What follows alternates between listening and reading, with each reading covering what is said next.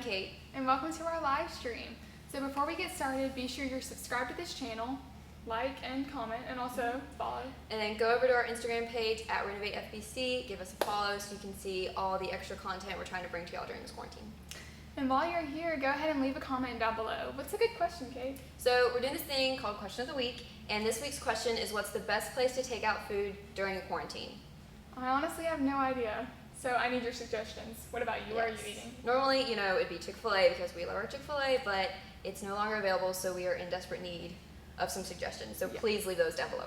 Or on Instagram. We always take suggestions over there too. So transitioning, we're going to kind of talk about our Renov8 slogan, which is Be One, Make One. Do you want to kind of say what that means? So here at Renov8, Be One, Make One it means for us that Jesus has called us all to be disciples, but also to make disciples. We should not just be static in our faith. We should always be actively looking for others to bring to faith and to make disciples. We have it printed on all of our sweatshirts, our t-shirts. If you've ever been to one of our Wednesday night sermons, you've seen someone will typically yell out, Be One. And that's typically you. Yeah, that's me. I'm really loud. I like to, get everyone hyped up. And then you'll say Be One, and someone will always respond, Make One. And that's just a constant reminder, even in the church building, to actively look for people to help and make disciples of. Yeah, so now we're going to kind of show some senior videos. These videos will be going on for the next few weeks, just honoring those that are supposed to be graduating this year. So I hope y'all enjoy. All right, so Be One. And howdy, I'm Lana Jeffcoat. I am a senior and will be graduating from Hardin Jefferson High School. I'm going to attend Lamar University in the fall, and I'm going to be a pre-nursing bachelor. So I'm going to get my bachelor's of science in nursing, and then hopefully get my master's in midwifery. One of my favorite moments at Renov8 would have to be years ago when I first came to Renov8. I think it was in 7th grade.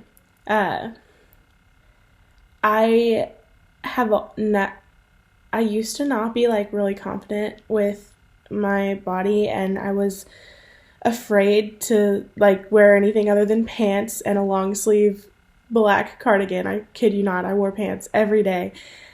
And the first day in I think 3 years that I wore shorts was to a Renov8 event.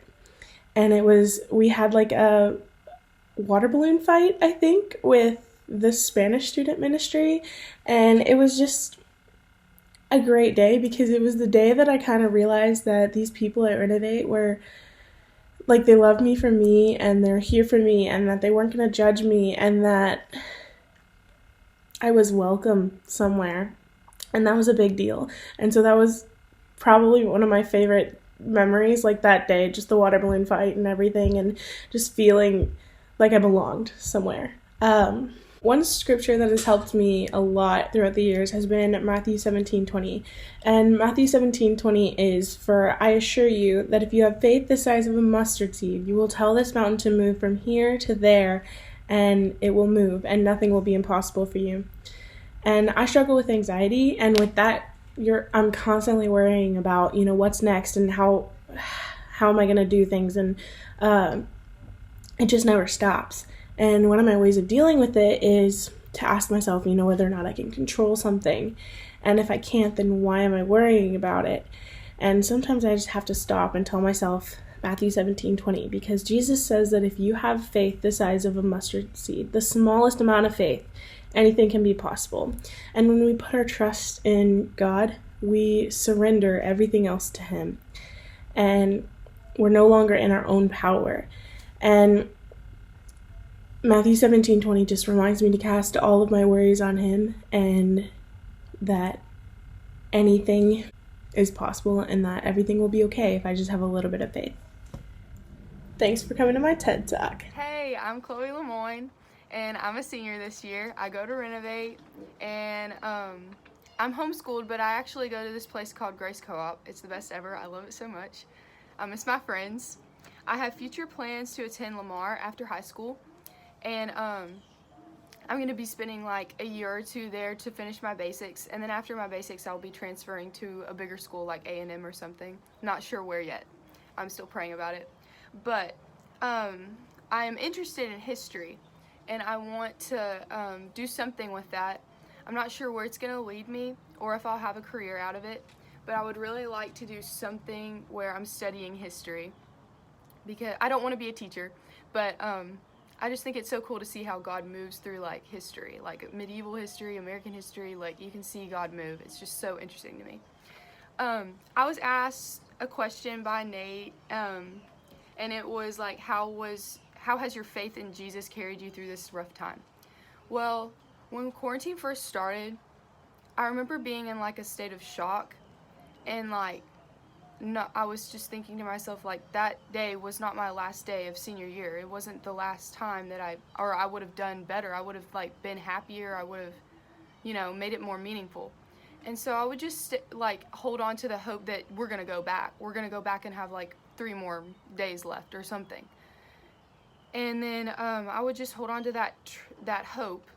And then one day my principal emailed us and told us that like we're gonna have to cancel the rest of the semester, and like that we weren't gonna go back. And this really hit me hard. I was really like depressed, I think, because like I remember going in my room and just like doing school or whatever I could find myself doing to distract myself from like facing the fact that it's real. And I would just like do school, and like I didn't want to like think about it, so I would just push my siblings and my family away when they wanted to hang out, and I would just watch TV or do something, or just sit in my room and like start crying when I didn't have anything to do. And this was like a really tough time for me during quarantine. And I remember one day I watched Nate's first message on live, and he was talking about how much he missed us, and this really like, oh my gosh, touched my heart. And then he said that God has a way of redeeming things even in times of uncertainty. And I really like thought a lot about this truth. And I thought about like God never leaves us in misery, and we are true followers when we are true followers. So like if we're really true followers of Jesus, he's not going to leave us in our misery. And he wants us to cry out to him when we're sad so he can help us. And so I really have been journaling through this whole process and praying, and it's gotten so much better because of that. And God's peace is what I need the most during this time, and it really comes from just praying and asking God to fill me with his presence, and like journaling and stuff is what I found has helped me the most. Things will get better in the end, and trusting God is so important. The next question I was asked was, what are some great memories you have of Renov8? Oh my gosh, there is so many. Like, I can't even name all the great ones. Like, Renov8 is just amazing. But I will say like just the ones that came to my head when he asked me.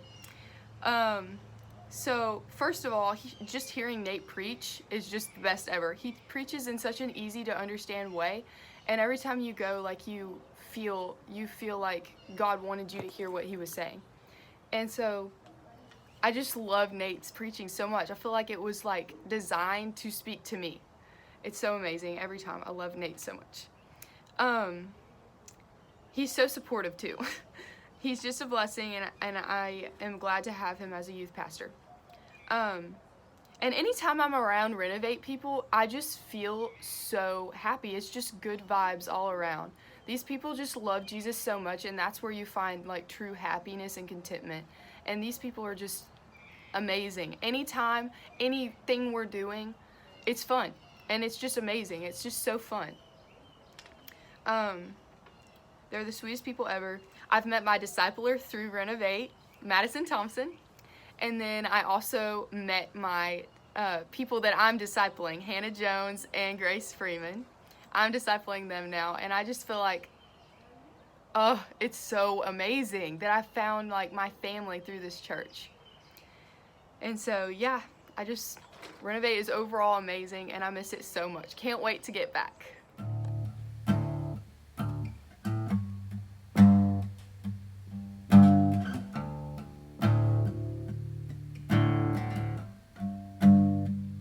How great the chasm that lay between us, how high the mountain I could not climb. Desperation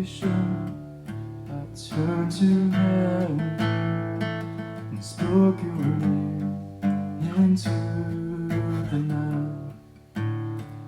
And through the darkness, your loving kindness tore through the shadows of my soul. The work is finished, the end is written. Jesus Christ, my living hope.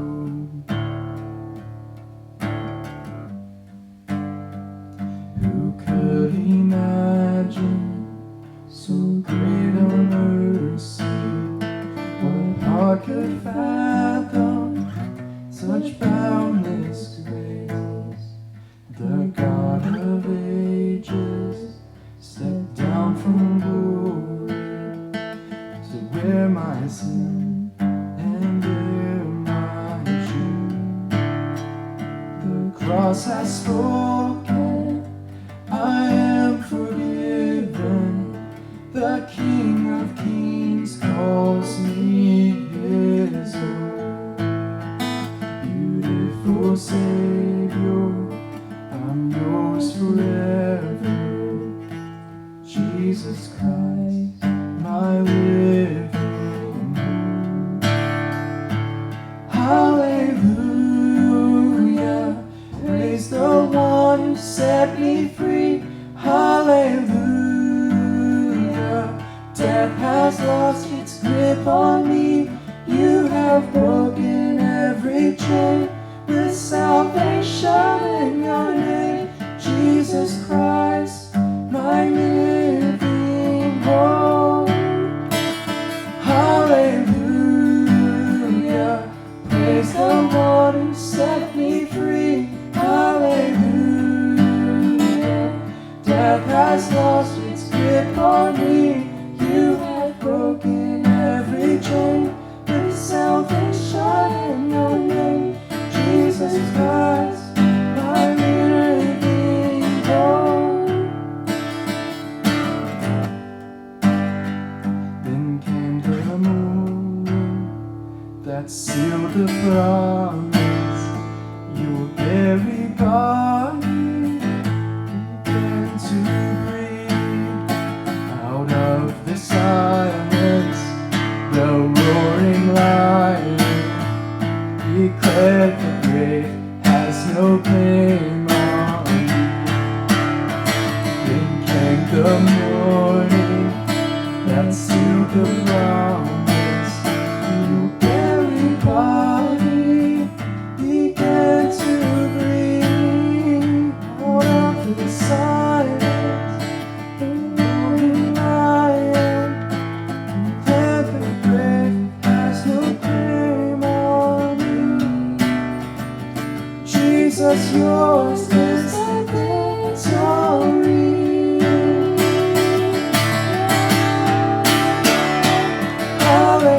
Hallelujah, praise the one who set me free. Hallelujah, death has lost its grip on you. You have broken every chain with salvation in your name. Jesus Christ, my living hope. Hallelujah, praise the one who set me free. Hallelujah, death has lost its grip on me. You have broken every chain with salvation in your name. Jesus Christ, my living hope. Jesus Christ, my living hope. Oh Lord, my living hope.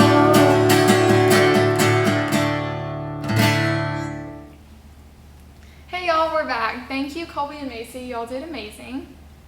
So we're about to go into Pastor Nate continuing his talks on Sermon on the Mount in Matthew 5. So if you have your Bibles, go ahead and open that up. And if not, YouVersion. That's a Bible app on your phone that you can easily get. I personally love it. So yeah, go ahead and do that. And here's Nate. Hey everybody, I'm Nate Jordan, the student pastor at Beaumont's First Baptist Church, and I want to say thanks to all those who have helped out with our Renov8 live stream tonight. So many of our students are now able to get involved, and it's just been fun being a part of it, from those who are on camera and then those that are off. There's just so many of you guys that are serving, and I just want to say thank you, and I can't wait till we're back together. We can all use our spiritual gifts again together, but for now, this is working and helping, and it's great to be able to honor our seniors as well. And so if you're a senior and you would like to create a video just giving us a little description of what your future is like, and there's a couple of spiritual questions we're wanting you guys to answer as well, please do that. And we're looking forward to seeing those over the next few weeks as well. There is a possibility in the next few weeks that we may be getting together in some way, shape, or form as a church. Maybe not on Wednesday nights with Renov8, but on Sunday mornings in our worship service. And so just be on the lookout for that. Be praying for that. If you'd pray for our church staff, that we'd be just having wise decisions when it comes to getting back to normal and how to reopen things. We would very much appreciate that. But tonight we're going to continue in Matthew chapter 5. We're going to continue our talks that we've been having on the Sermon on the Mount. And the Sermon on the Mount is all about Jesus' take on Old Testament law and about his standard for righteousness. And in Matthew 5:20, Jesus says, unless your righteousness exceeds that of the scribes and Pharisees, you can never inherit the kingdom of heaven. And so what he's saying here and what we've been talking about is that unless your life goes beyond an outward appearance of righteousness to a change of heart into the righteousness that only Christ can bring in your heart, then you're not going to ever get there. And so last week we talked about the idea of anger and holding on to anger and holding on to resentment. And so Jesus talked about that. Hey, if you have hated or resented your brother in your heart, then you have committed murder. It's the same thing.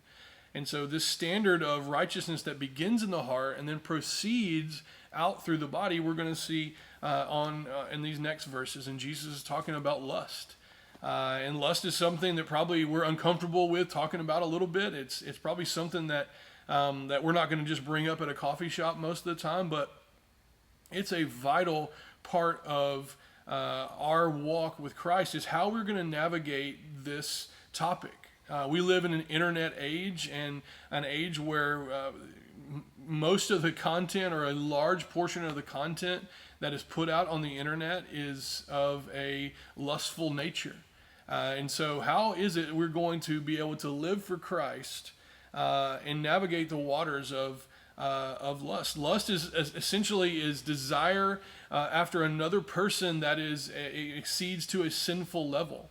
Right? It's more than, hey, that's a pretty girl over there, or that's a good-looking guy over there, right? It's more than that. It's almost where I become that person becomes an idol or an object to me, and my heart's desire is to have them, right? And it's not a good thing, and it's easy to fall into, frankly, on social media and on the internet. That there's large pockets of the internet that's what's going on there. That's a motivating factor. That's something that is being used to lure and entice. And so Jesus gives us some practical advice here, and I think this is very practical for you. And as you're at home now and you're online a lot more and you're on your smartphone a lot more, I think this is a profound text for you to pray over and to apply to your life right now. Okay? Let's read this text. And so from Matthew chapter 5, verse 27 is where we're going to start. Jesus says this, "You have heard that it was said, 'You shall not commit adultery.'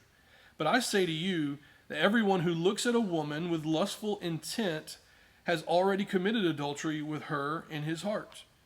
If your right eye causes you to sin, tear it out and throw it away. For it is better that you lose one of your members than your whole body be thrown into hell. And if your right hand causes you to sin, cut it off and throw it away.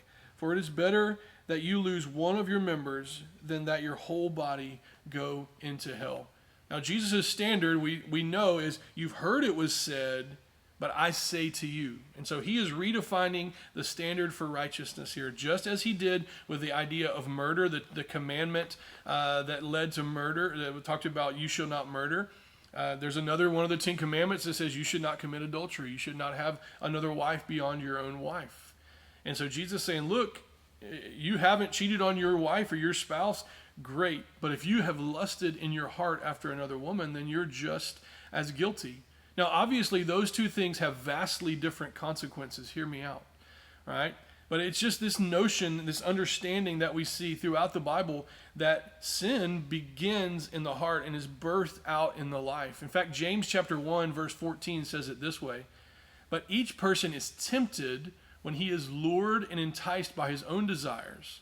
Then desire, when it is conceived, gives birth to sin, and sin, when it is fully grown, brings forth death. And so we see this process that God is not tempting us. He's not luring us into these traps.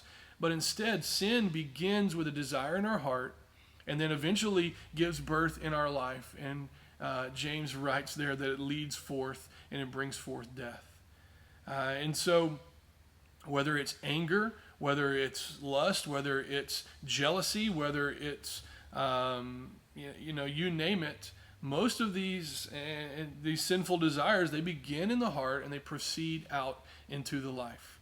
And so Jesus gives a prescription here, right? He says, if your right eye causes you to sin, tear it out and throw it away. Now, this is figurative speech here, because I don't remember a picture of any Christians throughout history who necessarily were going around with an eye patch on because they had taken this seriously. I'm sure someone has. But this is one of those figurative sayings that is saying this. Look, the thing that's causing you to sin in sexual desire is predominantly begins with the eyes, right? I see a beautiful person, someone that I'm attracted to, which is a natural thing. That's how God has made us. And it begins there, and then it goes to something else. Right? Or if my right hand causes me to sin, if I'm acting upon these urges, to cut it off. It's better to have no hands than to commit this sin, right? And so this is a precedent here that's being set by Jesus, is like, look, cut the temptation out by the root. Maybe a better way of saying it, or a more, not better, but a more culturally responsive way of saying it in our culture would be, hey, if your smartphone causes you to sin, throw it away and get a flip phone. It's better that you have a slow texting device than to be lured into sin. Or maybe it's, hey, if this app on your phone is causing you to sin, delete it. It'd be better to miss out on some things on the internet than to fall into temptation. Or if it's, hey, if this relationship is causing you to sin, it's better to end it now than to keep going down that path. You see what we're saying here? If I know that this circumstance or this behavior is causing and is part of the problem of sin, then maybe I need to remove it. Maybe I need to move my computer out into the public sphere of my home. Maybe this relationship, this flirting that I'm doing with this person is not healthy. It's leading to this desire. Right? Understanding that the desire begins in the heart, but there are some practical things that we can do outside of our life to remove those temptations. Plucking out an eye, cutting off a hand, getting a flip phone, not putting my phone plugged in by my bed at night, whatever that case is, right? I think you know. Wherever your trigger is, maybe that's where you need to begin to remove and to take out. And so, yes, Jesus has mentioned an outward surgery here, removing an eye, removing a hand, and that is removing some of the temptation and setting us up for success in this issue. But the reality is that we need a heart surgery to really come through this issue. Every program, 12-step program that's really effective, they know that you have to get down to the heart of the issue to get better. And this issue of lust is no different, right? Lust is something that's hard to define. It's hard to identify. Now, when we act upon it, then it's easy to identify, but it may be a little bit harder to say what is causing this. But I will submit to you, and this is what Jesus, I think, is getting at in this series, this part of this sermon is that sin in itself is birthed in the heart. right? It begins in the heart. It's a sinful desire, and then eventually the heart leads us to act upon it. Right? Jesus said, wherever your treasure is, your heart will be also. And so I think it's an idea that what's going on in our heart, that we need Jesus to come in and bring his new heart and his new life to us. And so there is a heart transplant that needs to take place instead of a removing of a hand and a plucking out of an eye. That what really needs to take place first is a change of heart. Appetites lead to action. Desires lead to deeds. And so if we can change our heart, then our appetites will change. Our actions will then change. Our desires, if our heart is changed, our desires will change, and then our deeds will be changed. And it's an understanding that hey, we can look at this and say, hey man, God just doesn't want me to have any fun. And the reality is that there are some things that God has said no to us about. Right? And there are certain things that God has a certain plan for. Sexuality is one of those. From the beginning, it was between a husband and a wife. Right? And it was intended to be that way, and it was good, and it is good in that circumstance. But when we take sex out of that marriage, relationship, then all of a sudden it becomes a harmful thing. And so while God is not saying no to us, he's saying, look, there is just a proper way. And so when he does say no to us, it's understanding that he has a better yes for us in the long run. And so it's like a campfire. If we would go camping, I went camping out in my backyard about a week ago with my kids on a nice cool night. We built a fire pit. We had bricks all around, and we put our fire within that fire pit. It was great. It was beautiful. We cooked hamburgers on it. We all enjoyed it. We had a great time around that campfire. But if I would have taken that campfire and set it in the middle of my living room floor, then all of a sudden it becomes very dangerous. And so I would have said a no to having that fire in my living room floor. Right? But I have a better yes. It's the fire in the fireplace. And so when it comes to sexual sin, God has given us has given us sex, and he's given us sexual desires because he has a better yes for us, and it's a husband and a wife. And anything outside of it, God is saying no to because it's dangerous, and it will ultimately can burn you down. All right? And so we understand that those desires physically are natural, right? But if we hold on to them in our heart and place them above something else, then it becomes a sinful thing. And a spiritual surgery is really what's needed. And this text is specifically talking about lust, but this is the condition that we all have, right? Every single one of us has the same desires. We have these same desires to act on sinful things, and it begins in the heart. And so what's really needed is a heart change. Jesus in John chapter 3 was speaking with a man named Nicodemus, and he described it this way. He said, unless a man is born again, he cannot enter the kingdom of heaven. Right? And what that means is, look, unless your spirit is born again, unless God comes in and rejuvenates and brings back from death to life the spirit that is within you, your heart will never change. And it'll be very, very difficult to discipline your actions. But when Jesus comes in and he brings a new heart and it brings a new mind, then what happens is I can now, because of this heart change, I can now have the ability to discipline my actions. The Holy Spirit begins to work through me, and my actions can be disciplined. Even through discipleship, God begins to help me be disciplined in those acts. And Kate and Bailey earlier told you about a number that you can text if you want to know how Jesus can bring a new heart in your life. And I would encourage you to do that. If you're watching this and you have never received Jesus Christ as your Lord and you want to do that, just text that number. Myself and our other church staff get it. It's not going to any other students. And that will just let us know that you want to give your life to Jesus Christ. And you want that new heart that he brings. And I want that for you. And I would say this, if you're struggling with this sin in your life, with the lustfulness, then there's only a couple of ways to deal with it. Number one is to pluck out the source of that temptation, to pluck out the eye, to cut off the hand, right? Whatever that is, and talking to someone about it's going to help you determine that, right? And I would say you have got to bring it out into the light. A secret sin that's in the dark can never be addressed if it stays in the dark. It has got to be brought out to the light. You need to talk to somebody about it. Your parents are probably the best people to talk about it. Maybe you're in a D group, your D group leader. Or maybe you need to speak to me or to one of our other pastors here. Please get help with this.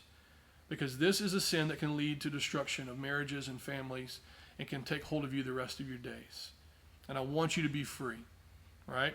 I long for the day that we can be together again, and it's coming soon. Just want to know that I love you, and I encourage you, even in this time, to be a disciple of Christ and endeavor to make disciples of Christ. All right, love you. Hey guys, we're back one last time. Thanks for watching. Yeah, and if y'all noticed, this phone number here at the bottom, it appeared throughout the sermon, and it's back now. It's for you if you want to respond to Jesus. It's a number just to text, and it goes directly to Nate, our youth pastor, and it just opens the door for him to work in your life and to just walk you through what it means to be a follower of Jesus. That's so good. So for the next few Wednesdays until this quarantine is over, we will be back at 7 p.m. So I hope y'all will stay tuned and join in. All right, and let's welcome back Macy and Colby to sing us one last song. Bye guys. Bye.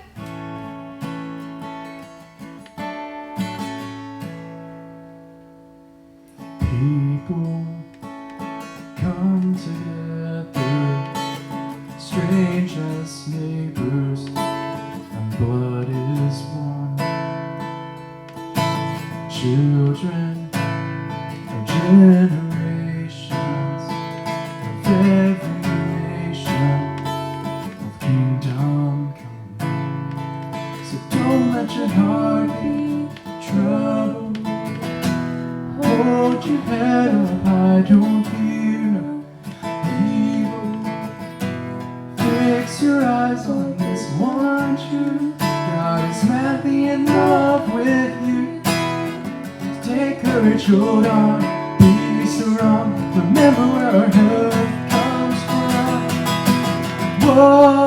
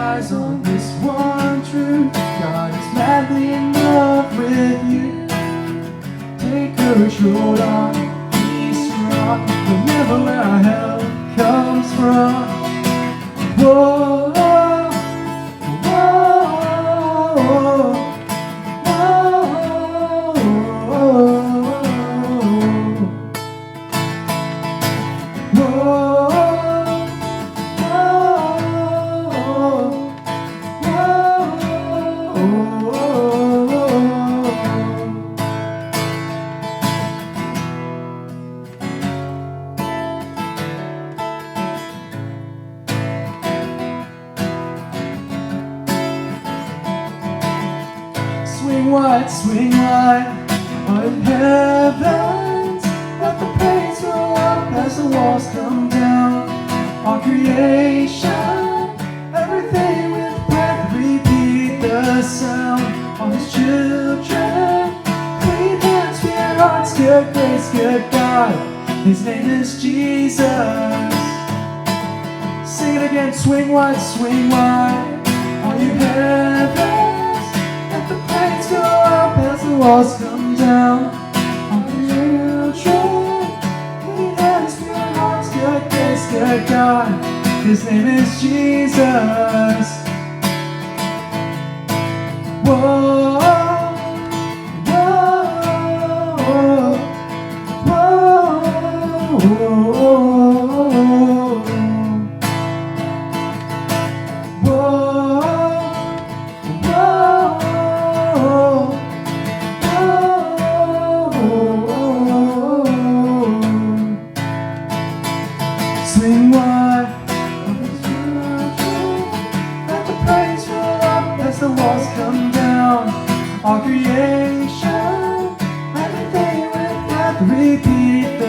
sound on His children. Clean hands, pure hearts, good grace, good God. His name is Jesus. Sing it again. Swing wide on His children. Let the praise go up as the walls come down. On creation, everything with breath, repeat the sound on His children. Clean hands, pure hearts, good grace, good God. His name is Jesus. Jesus, our redemption, our salvation is in